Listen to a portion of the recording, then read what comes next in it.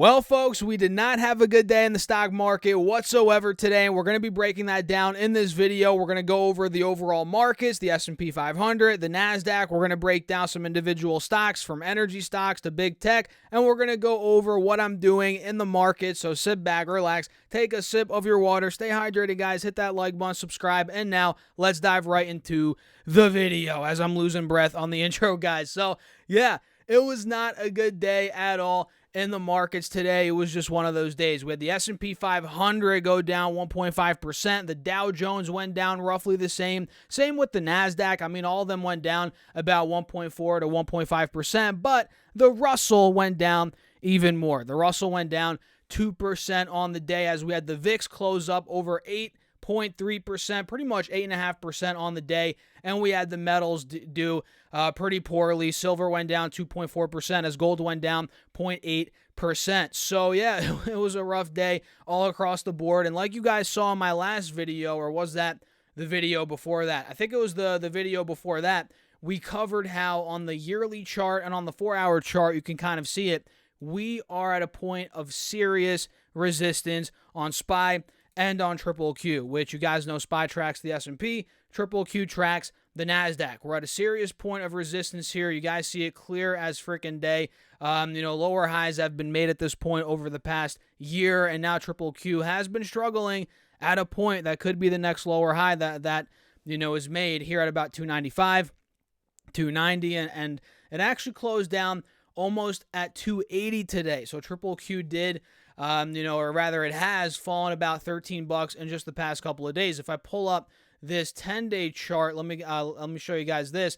This is down about 4% in just the past 2 weeks. So, we are kind of teeter-tottering between 280 and 290, 295, but either way, we're down about 4% in the past 2 weeks. And SPY from the recent high, which this has kind of been, hovering between 395 to 400, 405.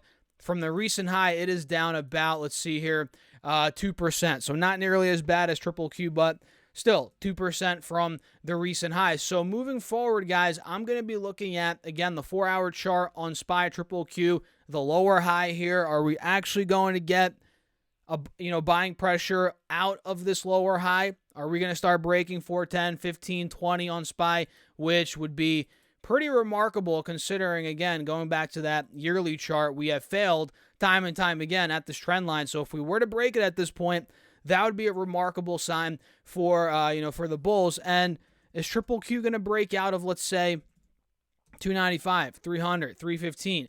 That is, that's where it could start reversing. These are all questions that we have, and it's just too early.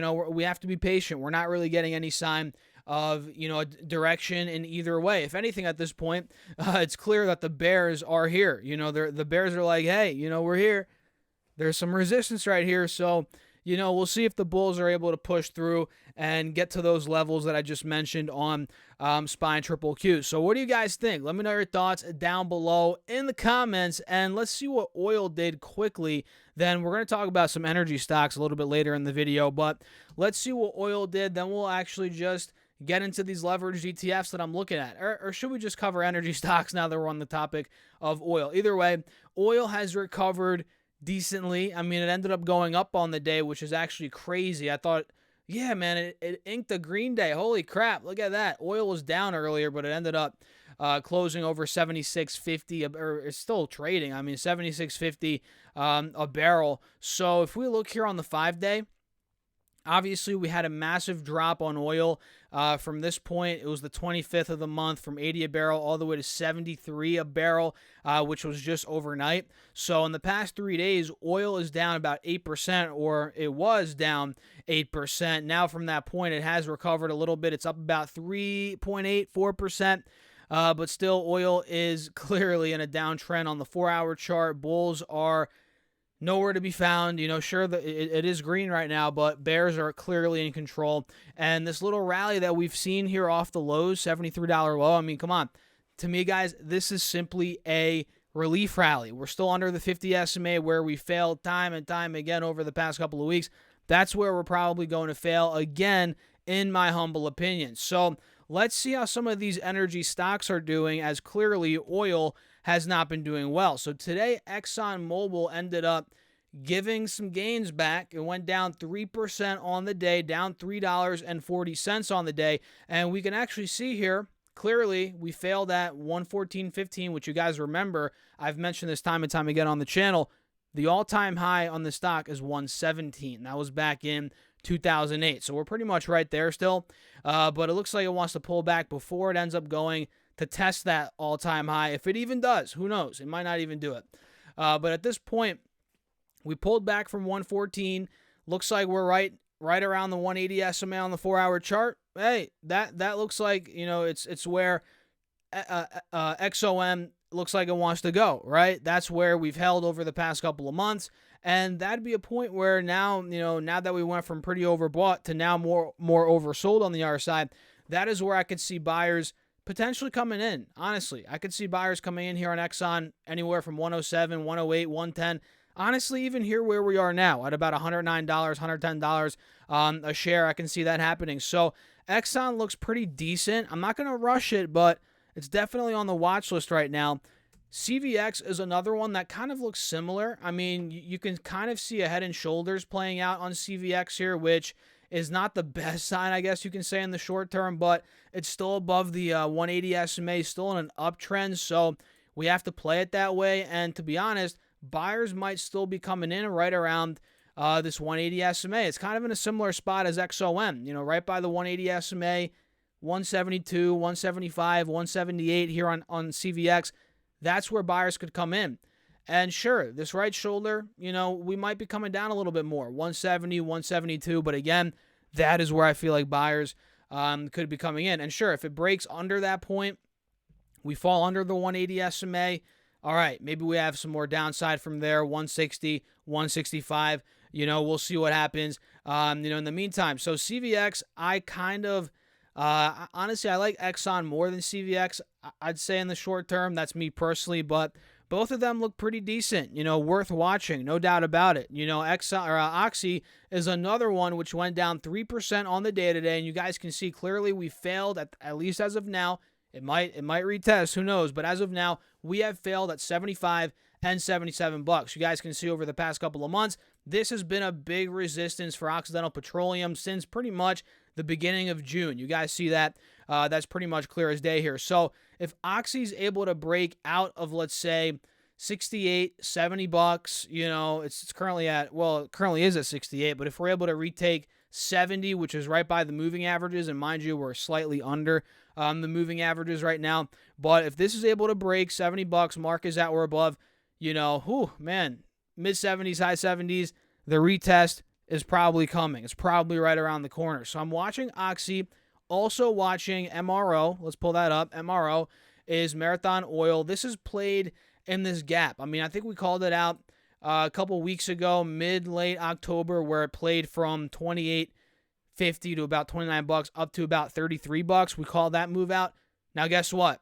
It's given back all those gains from $33 down to about 28, 29 bucks is where it's at now. And mind you, we're right by the 180 SMA here on the 4-hour chart. So I think Marathon Oil could be getting buying pressure here. Mind you, today we had a 1.9% red day, so we're not getting it yet. But if we start breaking $30, $30.50, $31, there could be some more upside on MRO to the point where, hey, it might fill that gap to 33, maybe even higher. So MPC is another one that I'm looking at. This is Marathon Petroleum. This went down 2.6% on the day after, in the pre-market, hitting a fresh high. You guys can see here if I pull up the intraday chart. Let's pull it up. And by the way, actually, no, that's my mistake. That was not in the pre-market. That was on Friday. We hit that high. Either way, we recently hit 127, which, going back to the 4-hour, is a new high. I'm not sure if it's an all-time high. Yeah, it's an all-time high, guys. So this just hit an all-time high on Friday, ticker symbol MPC. And from that point, it's down about $6, about 4%. And this could come down a little bit more, but since it's right by the 50 SMA, which we've held that pretty much for the past couple of weeks, almost 2 months, a month and a half, we have to watch it. We have to see if buyers come in again. Let's see if we end up getting that pop back to the mid-120s. But the second we do break under, if we do break under this 120 level, which I might as well set my alert there. Mark is at or below 120. If we do break under that point, we're probably going to fill the gap down to 110, 111, 112, right by the 180 SMA, which honestly at that point, that also be a pretty interesting spot for the stock as well. So this is one that I'm watching, whether it holds 120 and goes to the mid 120s, high 120s, or if it breaks 120, goes to 110, 11. I'm watching it either way, guys. That's MPC. What else? Let's see how big tech did today. Let's see how long we're in here. By the way, if you guys are finding value, hit that like button. Make sure to subscribe. And if you haven't gotten your free money for Moomoo yet, what are you doing? You could get $10 plus up to 15 stocks, each up to $2,000 with at least a $100 deposit. All the details are linked down below. You could also get $12 from Webull and check out my Patreon.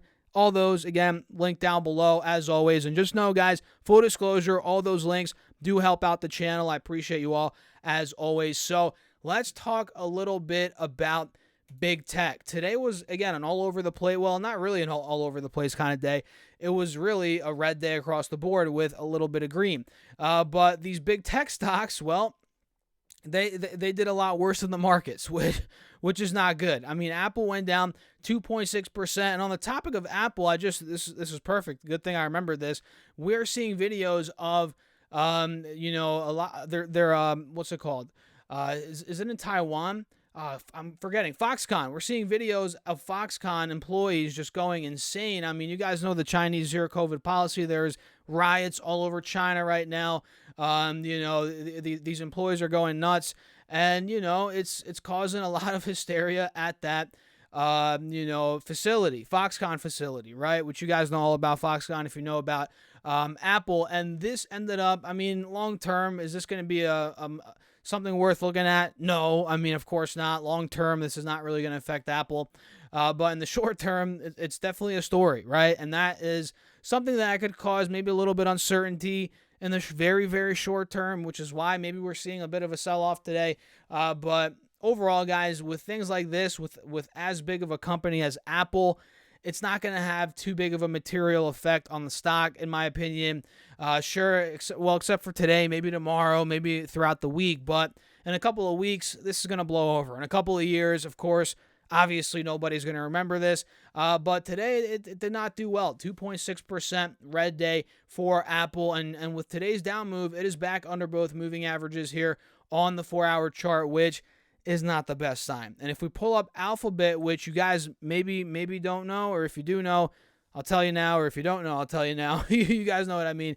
Google is actually my biggest individual stock holding, and it didn't do that bad today. It actually held up better than every single index. Google went down 1.38%, where all the indexes went down over 1.4%. Hey, perks of being a Google shareholder, right, guys? So, Google is pretty much holding on by a thread at this point. It's at a lower high, no doubt about it. Bears are in charge. Bulls are losing steam on this stock, and it's pretty much one step away from completely collapsing under the 180 SMA, back under the mid-90s, low 90s, probably back to the 80s. And to be honest, I'm all for it. Bring it on. I'd love to buy more Google at $80, under $80. I mean, that is amazing, especially, now that they've split, right? And we could sell covered calls, if you own 100 or more shares, which before it split, I mean, if you owned 100 shares of Google, it was like $250,000 or something, which not many people own, especially retail investors, that much money or that many shares of Google. But now that they've split, we're able to accumulate these shares so we can sell options potentially if we want to. And at a lower price, we get more bang for the buck, right? More bang for our buck, especially with a great company like Google. It's not a value trap, or it's not like one of these companies that is maybe, it's a very low valuation. It could be a value trap. No, guys, Google obviously is a beast. And if I could get the stock, I'm not telling you guys what to do, but if I can get it under even $100, honestly, under $100, I'm liking Google. But anything under $90, $80, I mean, bring it on all day. I love Google under those prices. So let's see what Microsoft ended up doing today. Ticker symbol MSFT. This is not good for the bulls. Clearly got rejected at 250. I mean, do you guys see that? That's pretty clear as day to me, right? If I zoom in a little bit, you all can see 250 was resistance.